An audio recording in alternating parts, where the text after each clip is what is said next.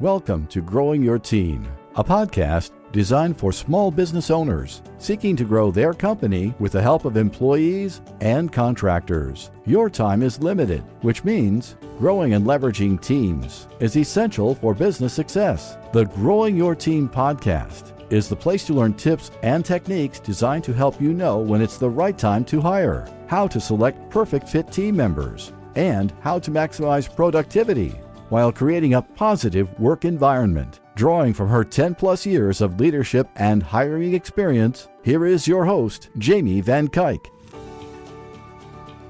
Hello, Jamie Van Kuyk here, and welcome back to the Growing Your Team podcast.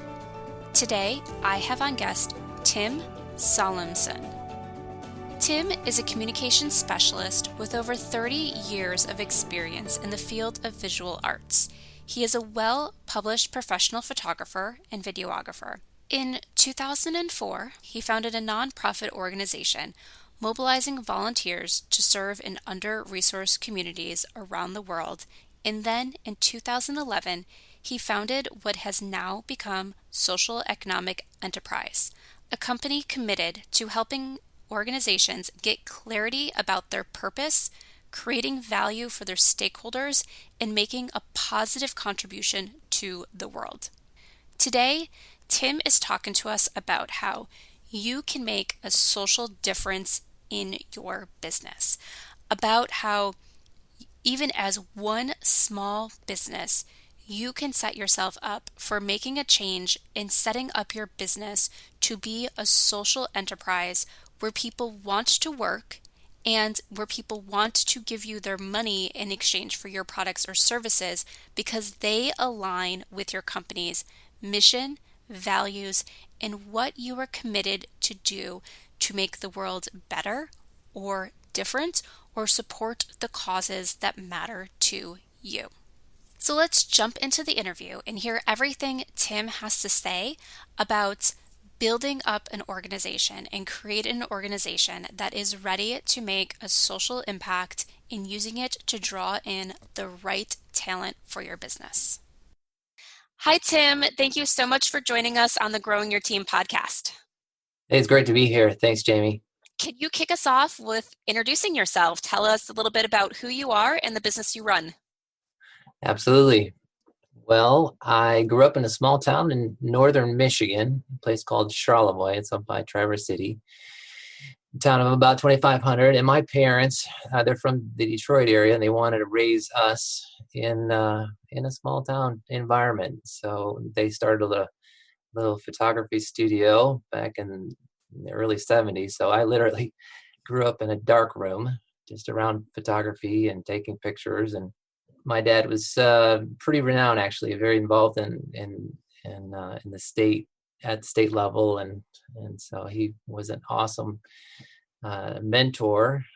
And I love creativity. I love telling stories. So anyway, I've always kind of been an entrepreneur, kind of altruistic and outward focused, and in 2004, I started a nonprofit.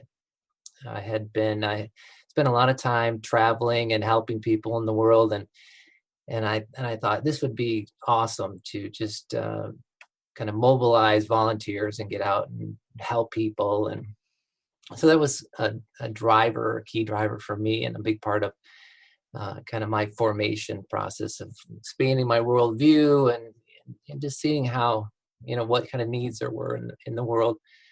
So I traveled to over 30 countries with different volunteers in different places. And eventually what I discovered, what I found out was that I really wasn't probably going to save the world by myself.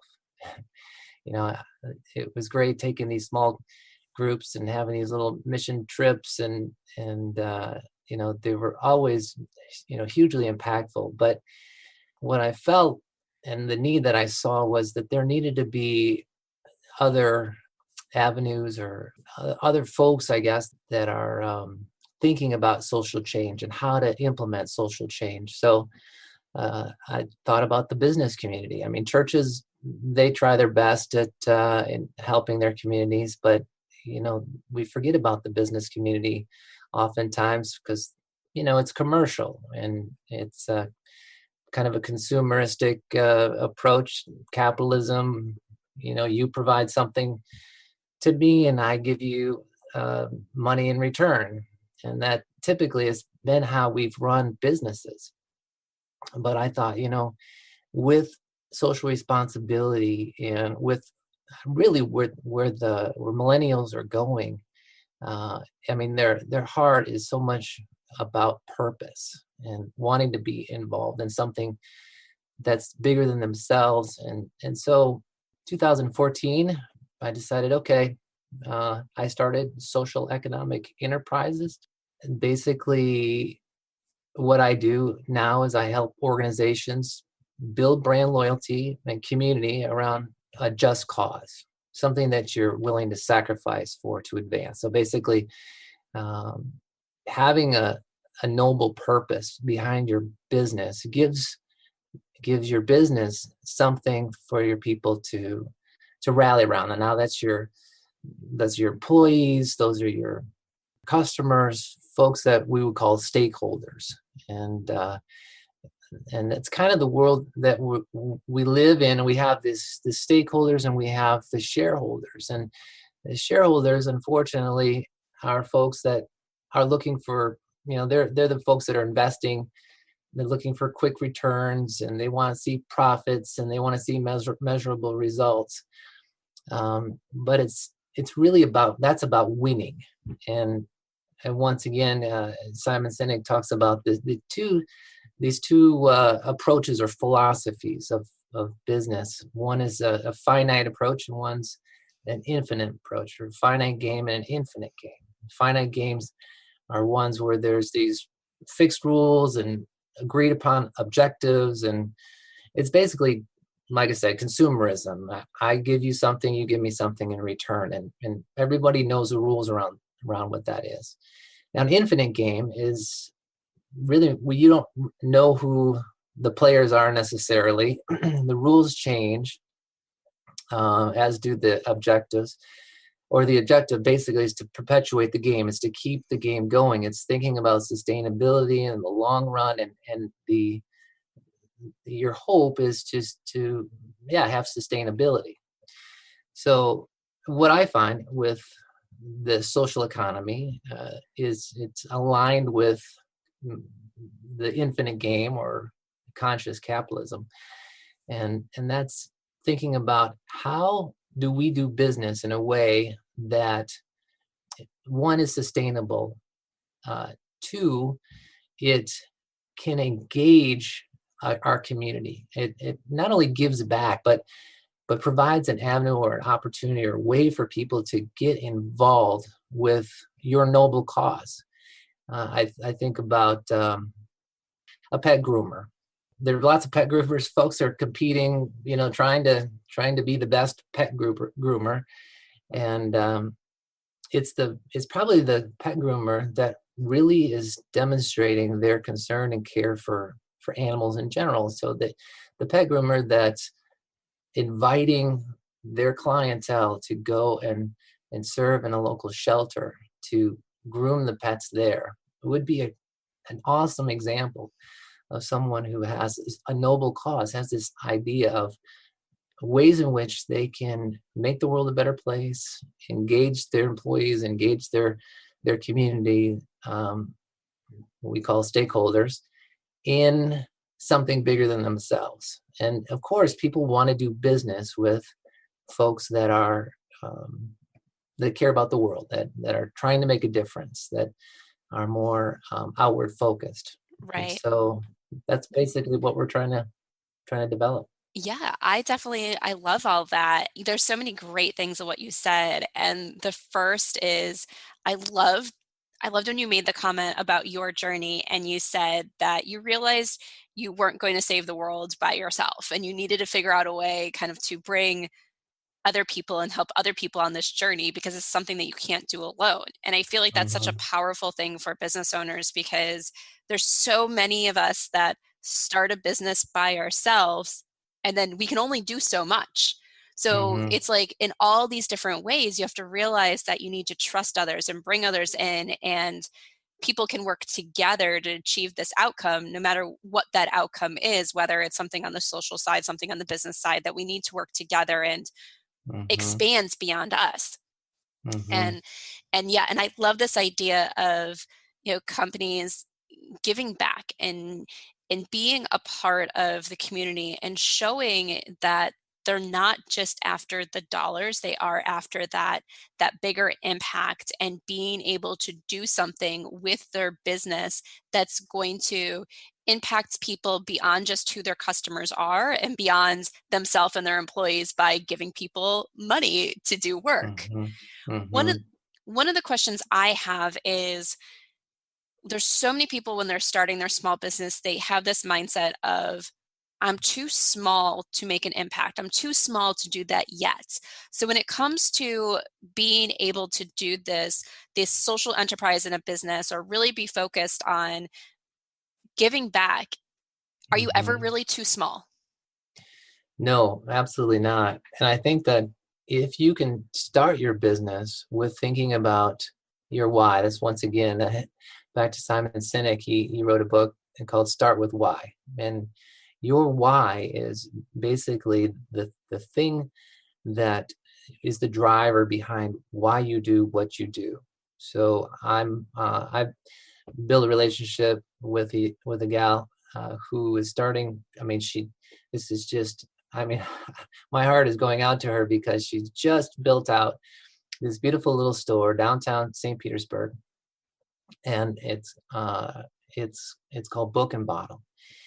And Tara's put her heart and soul into this thing, and of course now with the crisis that we're going through with coronavirus, no one's downtown, and she's got to figure out how she can reach her customers or create a customer base. And she's one person, literally. She's doing this on her own. And I met her at a chamber event, and I said, and her heart is very much about is for the community. She wants this to be one of these kind of third spaces. Howard Schultz of Starbucks talks about having these third spaces, and what I encourage her to do is to think about how she can position herself as a respite, a place where people can come. She's not selling books, and she's not selling glasses of wine or beer, whatever.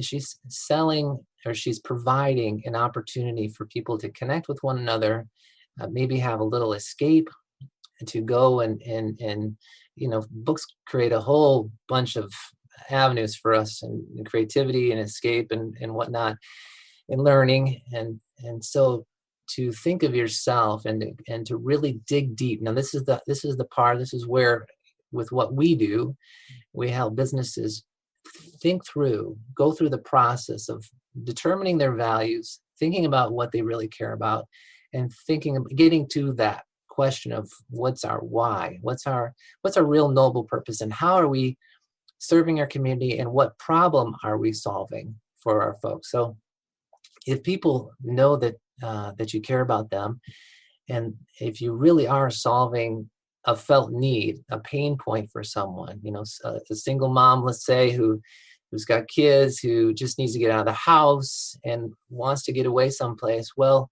Book and Bottle would be a fantastic place for her to go, build some community, have a connection with the folks there, have a glass of wine, break open a book and do some browsing, and that really meets a pain point for that person. So essentially, it doesn't matter how small you are, if you can get to the reason why you do what you do, and it can't be about the finances, it can't be about money. That is not a noble cause. That's not something people are going to get behind. It's people understand that, but it's got to be something that you can build your community around, and something that is outward focused. It really is serving people. And that's why in marketing, we always encourage people to try to create value. I mean, we've got a process that we walk people through, and it's a 5-step process. I shouldn't say step, but there's 5 C's. So once you have your clarity, you know what you're about, what your why is, then creating value is a vital part. And I love, Jamie, what you do, and the different resources that you're providing for people, and the videos, and I've done a little bit of looking through the things that you're offering folks, and that creates value for people. And once you do that, you're building trust. So you're establishing trust. Then you need to communicate consistently, because frequency, being out in front of people consistently, is really important. And that's I know a super hard thing for most small businesses, because you're just trying to keep the business together, and doing social media and sending out emails is a huge challenge. But it's something that has to be done. Then when you send out your communications, you need to call people to action. That's the 4th C. Let people know that you want them to do something. You want to have them call you, set up an appointment, download a coupon, whatever it is. Call them to action, so that there's an interaction. There's a way for them to get engaged with your product or service. And then finally, make sure you're taking care of the people that are coming on board, because it's a lot easier to keep your current clientele than it is to acquire new people, and far less expensive. So Right. those are the 5 C's. And I promise you, the most challenging one is getting the clarity. That's the first step. Right. I definitely agree with that. One question that I have that came to mind was, okay, so we have our why, we know what we want to do, we know how we want to give back and make it part of the community and not just about, earning the money. But one of the things that I think definitely I have a challenge with is how, especially if what is driving us, like our social enterprise, is giving back in a way, like maybe to a specific charity or anything like that, and you kind of want to talk about it and you want to make it part of your brands. But is there a difference between, and maybe how do we navigate this fine line that I'm seeing in my head, and maybe it doesn't actually exist, and maybe it's something I'm making up, between coming off as this company that wants to do good and want to give back, and coming off as a PR stunt? Right. Absolutely. Yeah. And of course, we see this all the time. And I think the big differentiator, the way that you can know whether this is a PR stunt and whether this is actually baked into the DNA of that company or that business organization, is it consistent with what you're seeing in other parts of what they're doing? Because invariably you're going to see little, you'll see the messages that they're sending out, and if you do any kind of research, you can kind of see their business model or approach.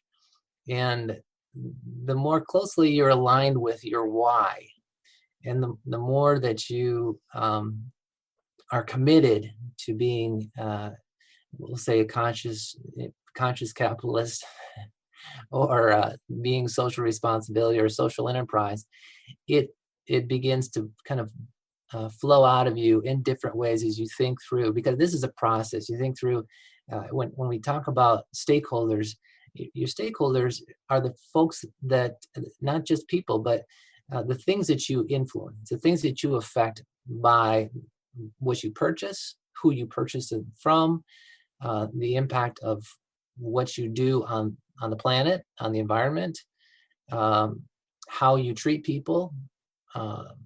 All these things are a part of your narrative, of your story. And the more you think about all the different impacts that your business is making, from your suppliers to your customers, to your the products that you use, and the waste that perhaps you go through, all that, if you're thinking through those things, it begins to sort of and people can see that, they can recognize that. And so essentially, I think what you need to, back to your question, Jamie, think about, is what I care about, is this cause truly aligned with my values? Because you see companies that give charitably to this cause and that cause, or multiple causes, and they call themselves socially responsible or a social enterprise, but it's not truly a social enterprise when what they're giving to is not in alignment with what they do, or who they are, or what product or service that they offer. And that's why, I say it's doing the hard work is not just being generous and offering, taking 5% or 1% of your earnings and donating it, or giving 1-to-1, as some people have that model. But it's actually knowing what your values are and having a cause that speaks directly to and nurtures that, and people will recognize that. People will see that, if you're like a dog groomer, for example, and you're involved in the rescues, the animal shelters, then that's an alignment. But if you're a dog lover and have a dog grooming service, and you're involved in the say cancer research, people are going to have it's wonderful, it's a great cause, but they're going to wonder, how is that connected to your business? So that's what I'd say about that. Right. And I definitely think that's so interesting, because as you were talking, I was thinking in my head of really, kind of things being connected to the company and being what you stand for. And I kind of think back to when certain people decide to boycott certain companies because they give to certain organizations that they might not necessarily approve of. And there's sometimes where people, it's like, well, does it really matter? But listening to what you're saying is, the companies that you're going to give to, what you're going to do when you're giving back, like, it should really be attached to who you are and your values of a company. So I can kind of see that if, like, you're not approving of places that companies are donating to because you don't approve of those values, you do connect it to the company and those companies' values. And so you need to be careful of how you're giving back, and knowing that it makes an impact on how people view you and your company. Yeah, exactly. Yeah, there's a book called the Better World Shopping Guide, and essentially what they've done is they've done the research and kind of address a lot of these issues of what are these larger companies or corporations, from banks to to big box stores, how are they contributing, or how are they detracting from the ecology, or how they discriminate against their employees, or the salary differences, between the executives. I mean, the bridge between the haves and the haves not, the gap is growing exponentially. It's huge. You've got, corporate leaders that are making 400, 500 times the minimum, those who are, working at the lowest levels of the company. And there are companies like Bonner's, their soap company, 5 times. Our executives will only make 5 times more than what our least paid employees are, and I think that's just unheard of. But those are the kind of things, and this Better World Shopping Guide gives you a little more insight into where your dollars go, and kind of to your point, and this is more on the consumer side. But what you're trying to do is be a part of the, as a small business owner, you want to eliminate as much as possible the objections that people have to doing business with you, which with a small business are not going to be as numerous as with a with a large corporation, for example. But Right. but still, but I would say your niche, your tribe, your community is going to, I'll say ostracize, but is going to um, define, I guess, the kind of people that you want to work with, the kind of people that you want to do business with, and who your ideal customer is. So Yeah, I'm so glad you say that, because that's actually what I was thinking in my head is like when you pick what causes you're going to be behind and what really hmm matches your values, there's going to be people who don't align with that. There's going to be people who yes, decide that they don't want to do business with your company yes, because of that. But it's the same as like when you pick your target audience. For example, hmm if you're a business that your target audience is moms, not yeah, everybody's a mom, but you're no, targeting those moms because that's what you want. So it's the same with with being the social enterprise. People might not align with how you want to give back, but that's okay as long as that's you're right. being true to yourself. Exactly. Exactly. And it's important because if you do try to diversify too much, then you lose everybody. You've Yes. got to be focused on who your audience is, and in order to be successful, especially as a small business owner, and especially like in a business that you do, Jamie, you want to be the guy, the expert in your field.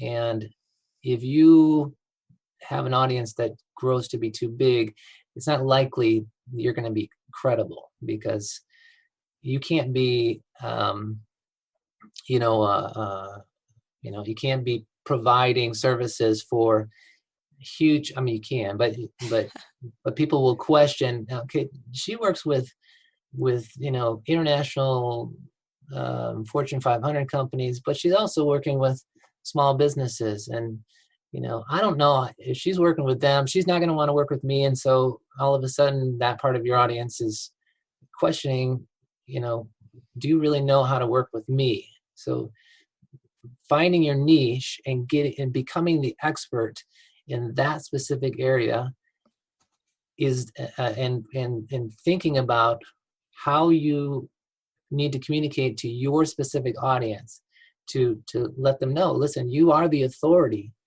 in this area. And the two things that I always encourage small businesses to try to create or develop, which you've done a great job with, once again, looking at your website, is authority. And authority you can establish with you know the the degrees that you have and education, but probably the best thing is your testimonials, what you've done to help people in the process of getting from here to where they want to be.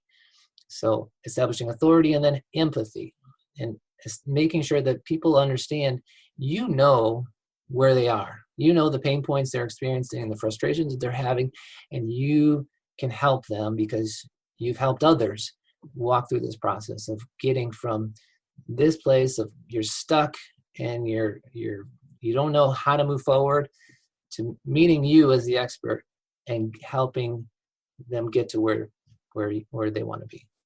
Right.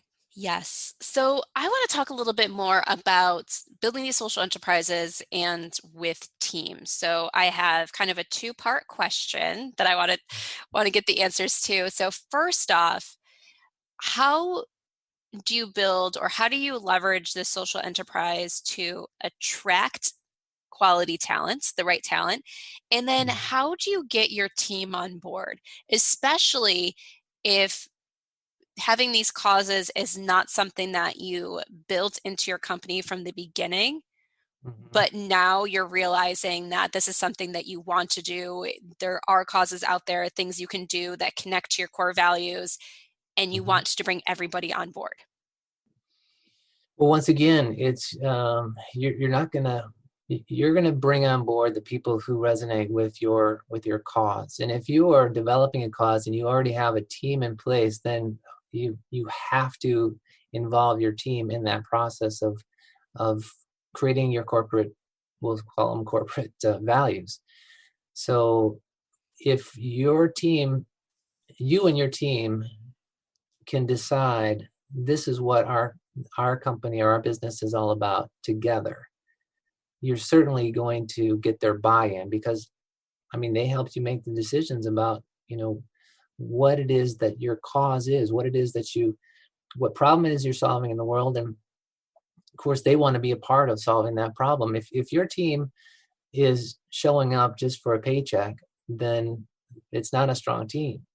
Right. But once you have established a cause, there may be people who don't align with that.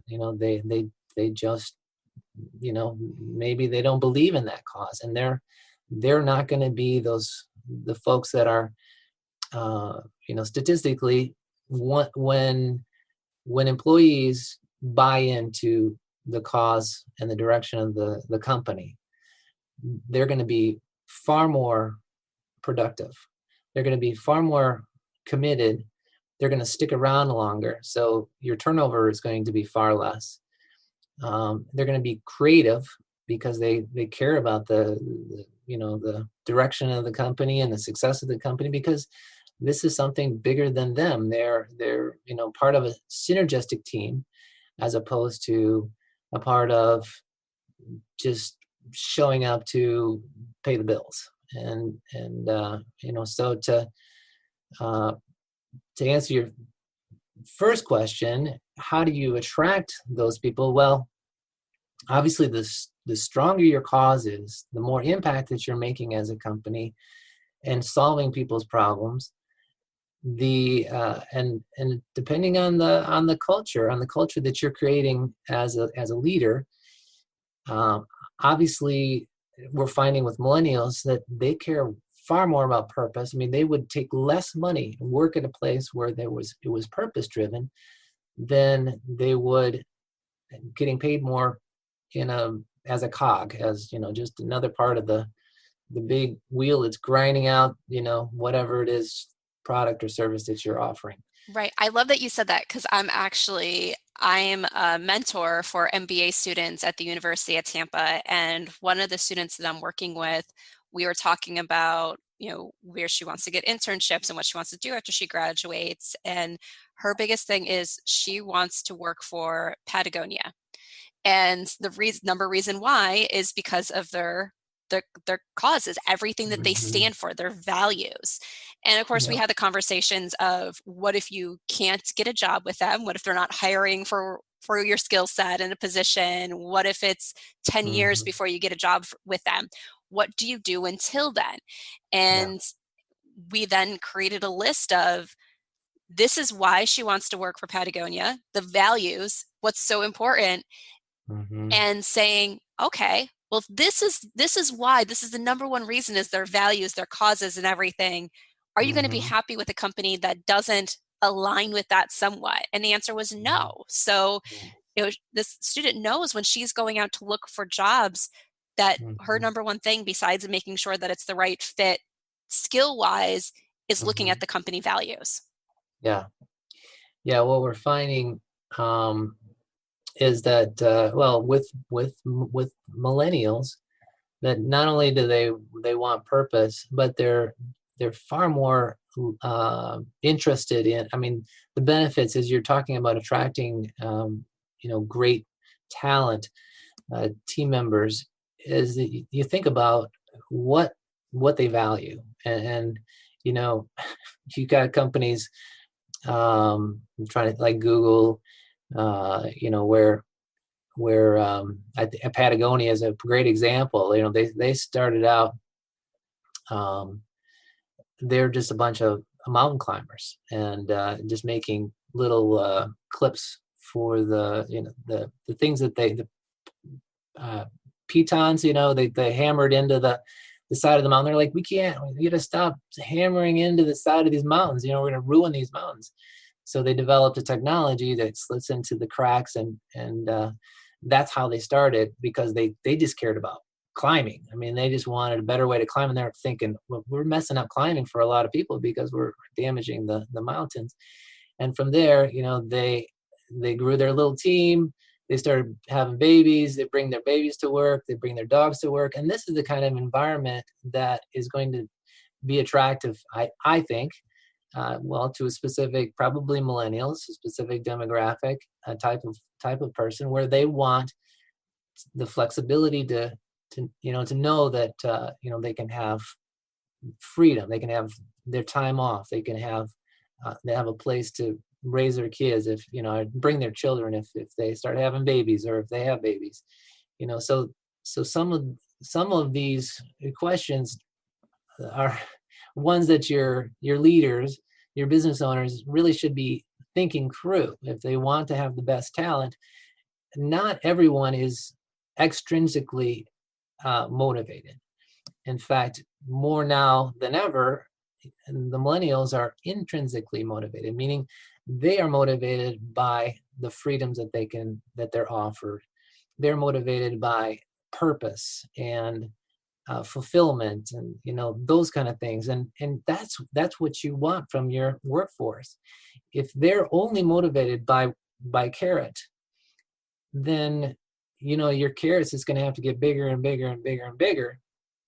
But if they're motivated intrinsically by what inspires them, what motivates them, what makes them feel fulfilled, and what they feel rewarded by, then that's what you want to focus on. And the stronger, the better your cause is, the more unified your team's going to be around that. Right. I love all that. All right, Tim, I think we are getting near the end. So how can people get in touch with you if they want to talk more about this? Sure. They can reach out to me. I think I'm on most of the platforms. We have a website called socialeconomics.us, .us, not the United States, but you and me, us. And you can reach out to us or me through that. My email is tim@socialeconomics.us.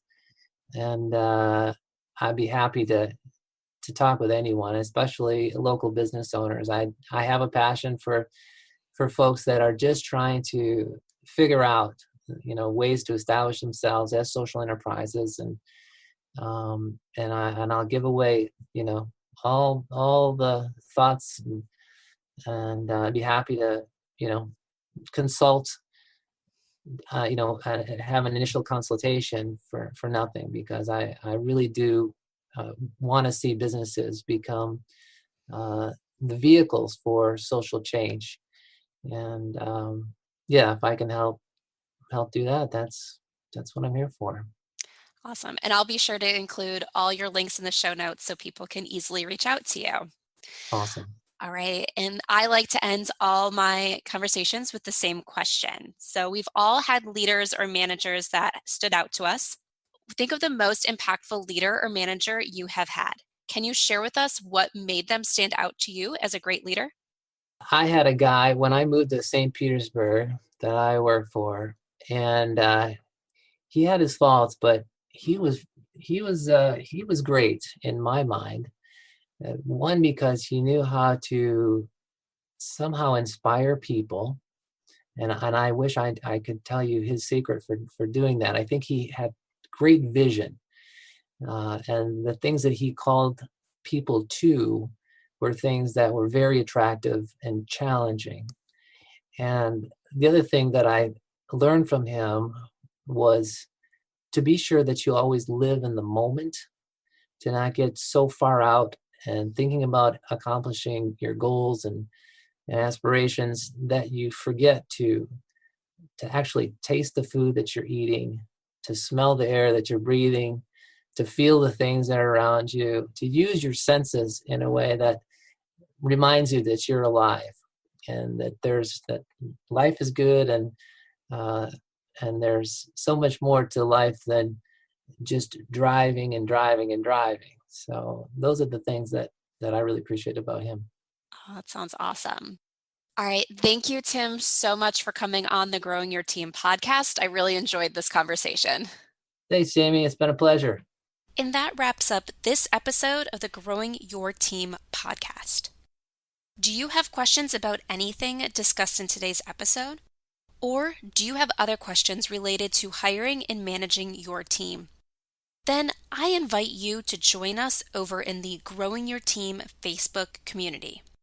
The group is designed to provide you support as you grow and manage the team who will save you time and earn both you and your business more. So come on over and join us in the Growing Your Team Facebook group, and let's grow you the team that you need and deserve. Thank you for joining us for this episode of Growing Your Team with your host, Jamie Van Kuyk. Be sure to subscribe and head on over to growingyourteam.com to connect, access the show notes, and discover more ways to hire and leverage your perfect fit team.